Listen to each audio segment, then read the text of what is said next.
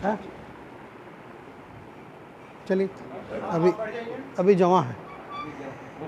बिस्मिल्लाहिर्रहमानिर्रहीम, अल्हम्दुलिल्लाहि रब्बिल आलमीन, वस्सलातु वस्सलामु अला सय्यिदिल अंबिया'i वल मुरसलीन मुहम्मदिन व अला आलिहि व अस्हाबिहि अजमईन, अम्मा बाद। अऊज़ु बिल्लाहि मिनश शैतानिर रजीम, बिस्मिल्लाहिर रहमानिर रहीम। वला तजअल यदक मग़लूलतन इला उनुक़िक वला तबसुतहा कुल्लल बस्त फ़तक़उद मलूमन महसूरा। वक़ाल नबी सल्लल्लाहु अलैहि वसल्लम, यब्न आदम अनफ़िक़ फ़उनफ़िक़ु अलैक, औ कमा क़ाल सल्लल्लाहु अलैहि वसल्लम। ज़कात फ़ाउंडेशन की ये ख़ुसूसी महफ़िल, सालाना महफ़िल,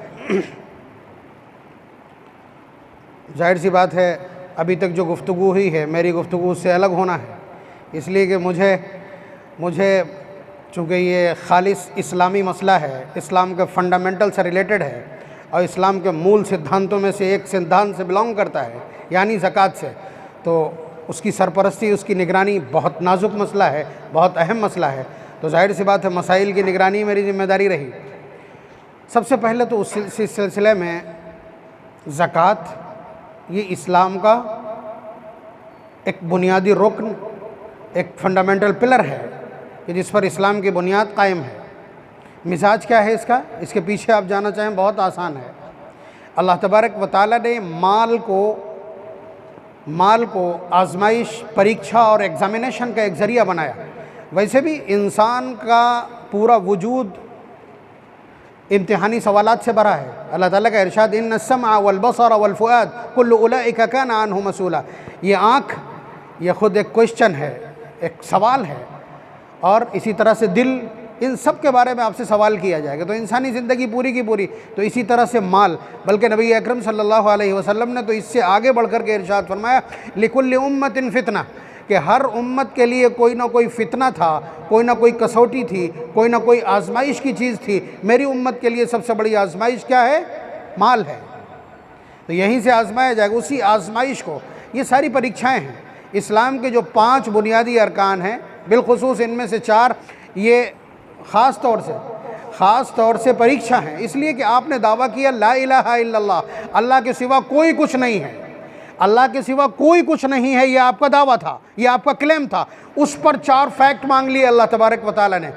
पहला अपने आत्मसम्मान से संबंधित है, यानी नमाज। आप कहते हैं झुकूंगा नहीं, कुछ भी हो जाए, टूट जाऊंगा, झुकूंगा नहीं, लेकिन आप फिर रुकू में झुकते हैं, फिर घुटने रखते हैं और फिर नाक रगड़ देते हैं उस पालनहार के सामने कि कहीं झुकूँ ना झुकूँ, यहाँ झुकूँगा। इसी तरह से माल किसी की भी मोहब्बत को चैलेंज कर सकता है। बाप बेटे के बीच, माँ बेटे के बीच, बेटी माँ के बीच, शौहर बीवी के बीच, किसी के बीच भी कुछ भी हो सकता है माल की बुनियाद पर। लेकिन बंदे ने अपने रखे हुए पैसे में से 2.5% निकाल करके दे दिया, ये प्रूफ कर दिया उसने कि पैसा कितना ही महबूब हो मगर मेरे पालनहार से ज़्यादा नहीं।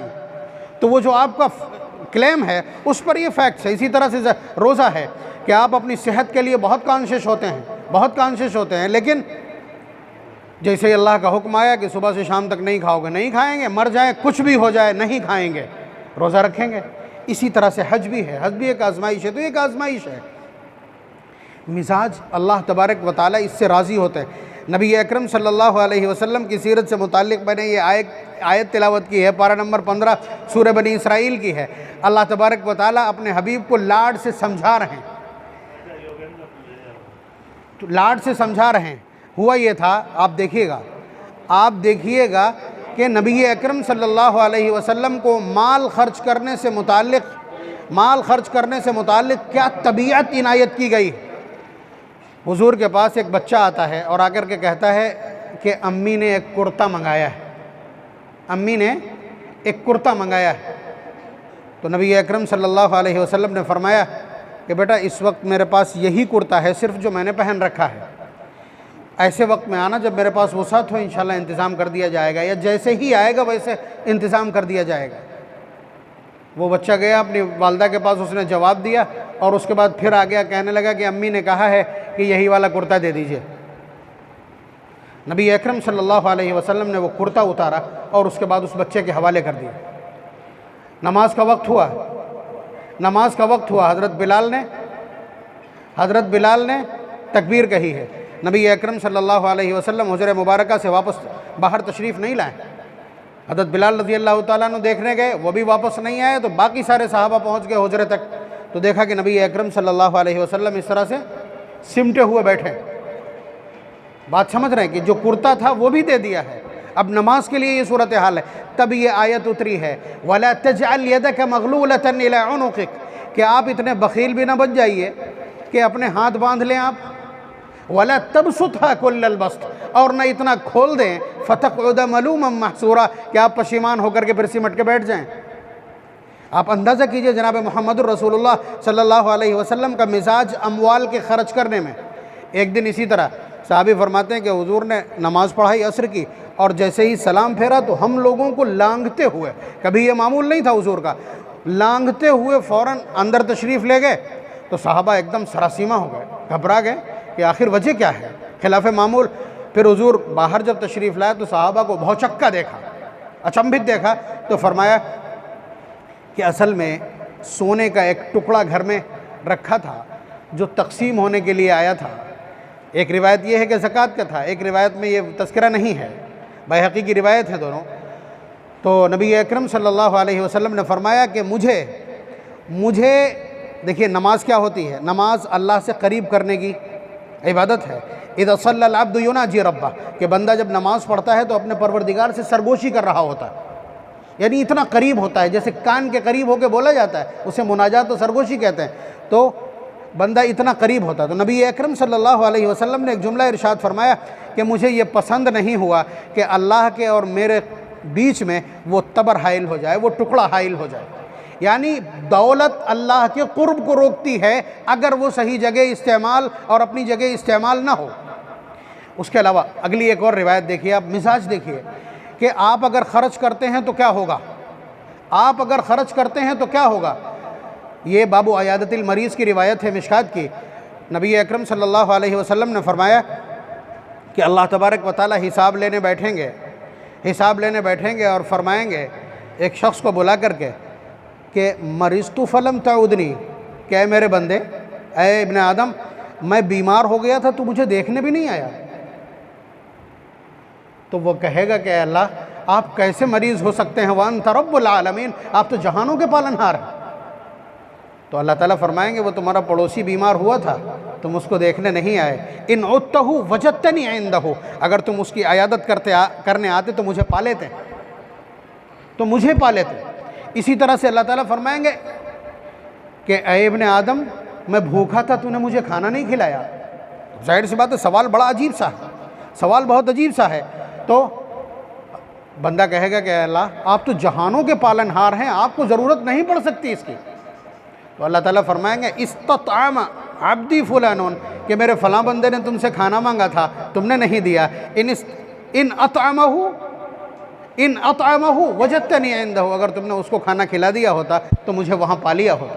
इसी तरह फरमाएंगे इस्तस्क़ैतुका फलम तस्क़िनी, मैंने तुझसे पानी मांगा था, तूने पानी नहीं दिया, मैंने पानी मांगा था, तूने पानी नहीं दिया। तो फिर वही कहेगा कि अल्लाह, आप तो जहानों के पालनहार हैं, घर घर पानी आपने पहुँचाया और हवा के दोष पर बादल आपने पहुँचा करके शहर शहर बरसाए हैं। तो अल्लाह ताला फरमाएंगे कि फ़लाँ पड़ोसी ने पानी मांगा था, फ़लाँ प्यासे ने पानी मांगा था, तुमने नहीं दिया था, अगर तुम उसको पानी देते तो मुझे वहाँ पा लेते। किसी गरीब को खाना खिला देना और किसी गरीब को पानी दे देना और किसी कमज़ोर की बीमार की अयादत करने जाना, ये बराह रास्त अल्लाह तबारक व तआला के साथ मामला है। तो जो लोग गरीबों की इमदाद में, उनके ताउन में किसी भी तरह की शिरकत करते हैं, उनका मकाम ये है। और अगर वो ये समझते हों कि हमारे पास से पैसा चला जाएगा, तो सुनिए नबी अकरम सल्लल्लाहु अलैहि वसल्लम का इरशाद कि हर सुबह अल्लाह तबारक व तआला 2 फरिश्ते उतार देते हैं जिनका काम सिर्फ इतना है कि वो पूरे दिन ये कहेंगे अल्लाहुम्मा अति मुनफ़िक़न खलफ़ा, ऐ अल्लाह, जो अपना माल खर्च करे उसे उसके बदले में बेहतर दीजिएगा। वाति मुमसिकन तलफ़ा, और जो रोक करके और गिन के रखे उसे तबाह कर दीजिएगा। फरिश्ते को खड़ा करते हैं सिर्फ ये कहने के लिए। तो अगर आप ये समझ रहे हो कि इस रास्ते पर हम चल रहे हैं, अचीवमेंट क्या है, तो ये 1-2 रिवायत हैं। 10 रिवायतें मैं अभी निशानदही करके लाया था, लेकिन 10 बजे तक का वक्त है, इसलिए मैं सोचता हूँ बात वहीं ख़त्म हो जाए। अभी असल मेरी बात शुरू नहीं हुई है, उस सिलसिले में मैं कुछ बातें अर्ज़ कर दूँ। आप हज़रात ज़कात वसूल करते हैं, ठीक है, ये शिकायत तो कीजिए ही मत कि धीरे धीरे ये काम हो रहा है। मामला पैसों का है, और इस वक्त पैसे की जो हालत है वो ये कि वो सबसे बड़ा माबूद है, जैसे हो आए, झूठ बोलना पड़े, ईमान बेचना पड़े, झूठी कस्में खाना पड़े। तो मार्केट में इस तरह के कलेक्शन, इस तरह के चंदे आम हैं। तो अगर कोई आदमी ठोक बजा करके ऐसा कर रहा है, तर्कसंगत है, करीना कयास है, बिल्कुल ठीक है। इससे आपकी ही सॉलिडिटी बढ़ रही, आपकी सॉलिडिटी बढ़े, इसलिए धीरे धीरे चलने दीजिए इसको। धीरे धीरे जो इमारत पानी पड़ के और उसके बाद तराई के साथ ऊपर जाती है वो आपको मालूम है, और एक रात में तैयार होने वाले की हैसियत भी आपको मालूम है। तो इसलिए ये इसी तरह बढ़ेगी। दूसरी जो बहुत अहम बात है, जो मेरी जिम्मेदारी बनती है ज़कात में, ज़कात लेने वालों के सिलसिले में बहुत अहम बात है। नंबर 1, जिसको दे रहे हैं वो बालिग होना चाहिए। बात समझ रहे हैं? यहाँ पे एक और शिक है, उसे भी समझ लीजिए। अगर बालिग नहीं है, नाबालिग को ही देना पड़ रही है, तो उसके माँ बाप का साहिब निसाब न होना शर्त है। नोट कर लें इसको, जो ज़िम्मेदार हैं हमारे, कि अगर किसी छोटे बच्चे को आप दे रहे हैं तो उसके माँ बाप साहिब निसाब ना हो। बात समझ रहे हैं आप? अगर बच्चा बालिग है, बुलूग की अगर उम्र चाहें तो मैं बता दे रहा हूँ, इंडियन कॉन्स्टिट्यूशन पिनल कोड के एतबार से नहीं, बल्कि बाई एज लड़की 14 साल में और लड़का 15 साल में बालिग हो जाता है। और ये साल कौन सा? कमरी 354 दिन वाला, यानी चांद के एतबार से जब बच्ची 14 साल की और बेटा 15 साल का हो जाए तो बाई एज बालिग माना जाएगा। और अगर इससे पहले किसी बच्चे की मूछें निकल आएँ 13 साल में, बालिग हो गया, या ख्वाब हो जाए बालिग हो गया, या इसी तरह से दूसरी अलामतें ज़ाहिर हो जाएं तो उसी वक्त से माना जाएगा। बाई एज 14 और 15, ठीक है। तो इस उम्र के बच्चे को, देखिए ये नौबत आती होगी, मास्टर मदर साहब को ख़ास तौर से मुखातब करके कह रहा हूँ कि ऐसी कंडीशंस आएंगी आपके पास कि एक बेवा की बच्ची की शादी है, लेकिन बेवा ने इधर उधर से मांग करके बहुत सारी रकम इकट्ठा कर रखी है। पिछले 2 साल से उसके पास 1 तोले सोने का जेवर मौजूद है, पाजेब बनवा के रखी वो भी मौजूद है, वो साहिब निसाब है, उसको ज़कात नहीं दे सकते, ये याद रखिए। आप कितने ही कहें वो गरीब है, बेबस है, देखिए कुरान और सुन्नत का जो दस्तूर है वो दस्तूर है, और फिर फंडामेंटल से रिलेटेड है। हम उसका हल बता रहे हैं ना, उसी का हल हम बताने जा रहे हैं। माँ के पास सब कुछ है ना, शादी से पहले मालिक कौन है, ऑनर कौन है? माँ है ना। बच्ची बालिग हो चुकी, इसीलिए तो उसकी शादी होने जा रही। बच्ची के हाथ में कुछ नहीं, वो साहिब निसाब नहीं है। आप घर पे जाइए, उसके हाथ में दीजिए, मुखातब उनसे हुई है, बात माँ से कीजिए, सब कुछ ठीक। बुला करके हाथ में किसके देंगे आप? नाबालिग है, साहिब निसाब नहीं है, अदा हो जाएगी। इसी तरह से ये मुस्लिम को ही दी जाएगी, ये याद रखिएगा। और इसमें किसी तरह के आपके कटाक्ष की ज़रूरत इसलिए नहीं है कि बाकी बहुत सारे आपके पास फ़ंड्स हैं, आपके पास सदक़ात, खैरात, नफली जितने भी हैं, उनमें सब में आप गैर मुस्लिमीन को इंसानी बुनियादों पर आप सब कुछ कीजिए। लेकिन ये वाला जो पैटर्न है, ये सेट है, तू खज़ु मिन अग़नियाइहिम व तुरद्दु अला फ़ुक़राइहिम, कि मुसलमानों के मालदारों से लेकर के उनके गरीबों पर लौटाना है। ये किताबुल ज़कात का फंडामेंटल है, ये नबी अकरम सल्लल्लाहु अलैहि वसल्लम का इरशाद आली है। और फिर इसके तो सारे वो तय कर दिए हैं ना, पूरे जो मसारिफ हैं वो सारे के सारे मौजूद हैं। तो ये चीज़ ध्यान रखें। अभी देखिए, आप लोगों ने सैलाब में सैलाबज़दा लोगों को खाना पहुंचाया होगा, यहाँ पर ज़रूरत पड़ेगी इस मसले की। आप अगर खाना पकवा करके डायरेक्ट गैर मुस्लिमीन के हवाले कर देंगे, जिसके हाथ में देंगे गैर मुस्लिम के हवाले करेंगे, तो उस वक्त ये अदा नहीं होगा। देखिए, मसाइल की मजबूरी है, इसको समझने की कोशिश कीजिए। उसके लिए आपके पास हीला है कि आपके पास कोई एक गरीब नौजवान होना चाहिए, आपने पका करके उसकी, ये लो तुम्हारे हवाले हैं, अब तुम अपना बांटो, कहीं मशवरे की ज़रूरत पड़े तो हमें बता देना। उस वक्त आपने नियत कर ली कि ऑनरशिप क्लियर हो गई। ऑनरशिप मैटर है, सबसे बड़ा मैटर ऑनरशिप है। गरीब को मालिक बनाना ज़रूरी है ज़कात में, वरना अदा नहीं होगी। उसकी मिसाल पिछले साल भी दी थी, फिर दे रहा हूँ कि कोई नादार एडमिट था, ऑपरेशन था, ठीक है, सीजरियन केस है, उसके बाद 50,000 का अमाउंट है, आपने अपने साथियों से इकट्ठा किया, फंड से लिया और जाकर के डायरेक्ट आपने काउंटर पे जमा कर दिया, ज़कात अदा नहीं होगी। डायरेक्ट काउंटर पर जमा कर दिया, ज़कात अदा नहीं होगी, याद रखिएगा। इसलिए कि इसमें आपने किसी गरीब को मालिक नहीं बनाया है, ये मिस्टेक है और ये रीढ़ की हड्डी है इसमें, ये याद रखिएगा। जब भी मिस्टेक होगी आपकी यहीं पे हो जाएगी।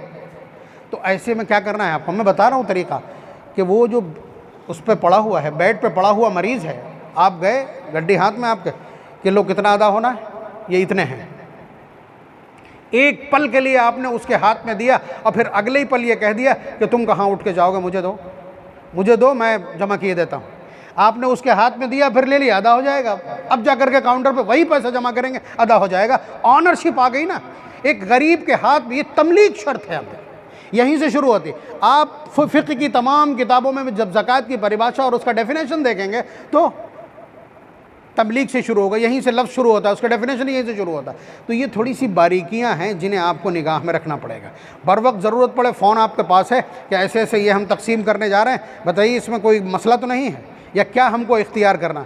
इतना आसान नहीं लगेगा। आपके पास नौजवान आसपास इतने काम करने वाले रहते ही हैं और उनमें साहिब निसाब ना हो वो शख्स, यानी 612 ग्राम चांदी की वैल्यू उसके पास मौजूद ना हो, वो ऐसा शख्स है कि जिसे आप अपनी ज़कात दे सकते हैं। तो बहरहाल ये एक बहुत बड़ा मसला है। अल्लाह तबारक व तआला आप हज़रात को जज़ाए खैर इनायत फरमाए। ये जो इंतखाब है ना, सिलाई मशीन का जो इंतखाब है, ये जिस शख्स ने भी किया है, अल्लाह तबारक व तआला बसीरत इनायत करे और उनके जहनों को और जिला इनायत करे। ये जजमेंट और फैसला बहुत अहमियत का हामिल है, इसलिए कि इससे वो बागैरत औरतें कि जो बाहर नहीं निकलना चाहती, वो मील में जाके आलू बीनना नहीं चाहती और वो दस्तकारी सीख करके अपने घर से। और सच ये है कि ख़वातीन में जितने भी पेशे हैं सबसे ताकतवर यही है। ये इबादत इस माना कर है कि औरत का खुद मर्दों से जाकर के कपड़े सिलवाना ये मुस्तकिल फितना और नाजायज़ है। वो भाई आपके उस पर इंचटेप डालेगा जिस्म के ऊपर, इसकी इजाज़त होगी, इसकी इजाज़त हो जाएगी जब सगी बहन उस जगह कपड़े नहीं सुखा सकती जहाँ से सगा भाई गुजरता हो। इन तालीमात की हामिल कौम इतना ढीली कैसे हो सकती? तो जब ख़वातीन, तो ये एक इंसदाद होगा, जराइम का इंसदाद, फवाहिश का इंसदाद। अल्लाह तबारक व तआला जज़ाए खैर दे। और एक एक चीज़ काउंट होती है, याद रखिएगा। अल्लाह तबारक व तआला के यहाँ एक एक चीज़ काउंट होती है, लिख करके पहुँचती, ऑन रिकॉर्ड है कि आपने क्या कोशिश की थी। अल्लाह तबारक व तआला उन सब की नस्लों में पाकीज़गी इनायत फरमाए, उनकी औलाद को पाकीज़ा कर दे कि जिन्होंने ये कोशिश की हो कि इस तरह हमारी नस्ल में पाकीज़गी और औरतों में गैरत का तहफ़्फ़ुज़ पैदा। तमाम अफराद काबिल मुबारकबाद हैं। उसका तरीक़ा एक तो खालिद भाई ने इख्तियार किया हुआ है कि अपने कुल कारोबार में से अल्लाह तबारक व तआला का शेयर डाल दीजिए। अल्लाह तबारक व तआला की पार्टनरशिप 1% की हो, चाहे 100 रुपये अगर आपके रोज़ाना कमाई होती है, 1 रुपया जाएगा ना उधर फंड में, गोलक में, और वो अल्लाह तबारक व तआला का। तो अल्लाह तबारक व तआला बराह रास्त शरीक हैं आपके कारोबार में। और जब वो शरीक हों तो मुझे लगता नहीं है कि इकोनॉमी कोलैप्स करेगी कभी भी, आपका बिज़नेस कभी कोलैप्स करेगा, मैं नहीं समझता। तो ये खालिद भाई का एक तरीक़ा है, मैंने इसको रोशनी में इसलिए ला दिया कि ये तरीक़ा इख्तियार किया जा सकता है। आप उठा करके अलग रखें, उससे बेहतर ये है कि आप उसमें शेयर डाल दें अल्लाह तबारक व तआला का कि वो 2% के मेरे शरीक हैं। तो उम्मीद ये है, जाहिर सी बात है, आपने अपने पार्टनर को भी कोई नुकसान पहुँचाना चाहता है, भला अपने पार्टनर को भी कोई नुकसान पहुँचाना चाहता है। और अल्लाह ताला तो चाहते हैं मेरे साथ तिजारत करो। या अय्युहल्लज़ीना आमनू हल अदुल्लुकुम अला तिजारतिन तुंजीकुम मिन अज़ाबिन अलीम। ऐ ईमान वालों, क्या मैं तुम्हें ऐसी तिजारत न बताऊँ कि जिसके करने से तुम दर्दनाक अज़ाब से बच जाओ। तुजाहिदून फ़ी सबीलिल्लाहि बिअम्वालिकुम व अनफुसिकुम। मुझे राज़ी करने के लिए अपना माल और अपनी जान सब कुछ लगाओ। जाहिर सी बात है, मेहनत से कमाया हुआ पैसा और उसमें अल्लाह तबारक व तआला का शेयर, दैट्स मैटर। यही कोशिश है। अल्लाह तबारक व तआला इस कारवां को, इस काफ़िले को तरक्यात से नवाजे और एतमाद के साथ आगे बढ़ने की तौफीक नसीब फरमाए। ज़िम्मेदारी ये भी है कि ये फ़रीज़ा है। एक तो उनका फ़र्ज़ था, उन्होंने उठा के आपके कंधे पर डाल दिया, आपका डबल ज़िम्मेदारी हो गई। तो उसको अदा करने के लिए आपको उतना ही कॉन्शियस और हसास भी होना पड़ेगा। अल्लाह तबारक व तआला इस काम में बरकत नसीब फरमाए, इस कारवां को बरकत नसीब फरमाए, इखलास के साथ दीन की और मिल्लत की खिदमत की तौफीक नसीब फरमाए। और नबी अकरम सल्लल्लाहु अलैहि वसल्लम की वो पैदाइश के दिन नबी के तरीक़े को ज़िंदा करने की जो कोशिश की है, ये भी एक नया पैटर्न है। शोर मचाने के बजाय नबी के तरीक़े को और किरदार को ज़िंदा करने की कोशिश। तुमने कपड़ों को ही किरदार समझ रखा है, तुमने कपड़ों को ही किरदार समझ रखा है। हमने किरदार को कपड़ों की तरह पहना है। अल्लाह तबारक व तआला यही नज़रिया हमको इनायत फरमा दे। व आखिर दावाना अनिल हम्दुलिल्लाहि रब्बिल आलमीन।